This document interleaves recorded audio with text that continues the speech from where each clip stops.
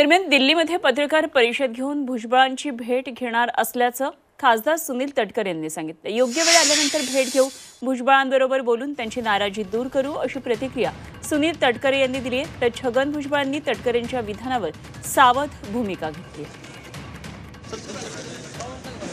सध्या राष्ट्रवादीतलं वातावरण चांगलंच तापलेलं आहे। भुजबळांनी त्यांची नाराजी व्यक्त केली आहे। नाशिकमध्ये सध्या भुजबळ आहेत आणि तिथे कार्यकर्त्यांची पदाधिकाऱ्यांची भेटीगाठी घेतात।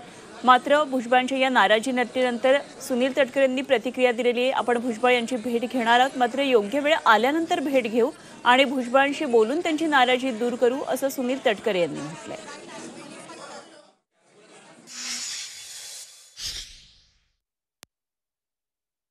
हे वाटचाल महाराष्ट्रामध्ये निश्चितपणाने पाहिलेली आहे।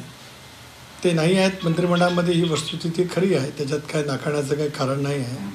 त्यामुळे त्यांची नाराजगी जी असेल ती दूर करण्याचा प्रयत्न पक्षाच्या मार्फत होतो आहे।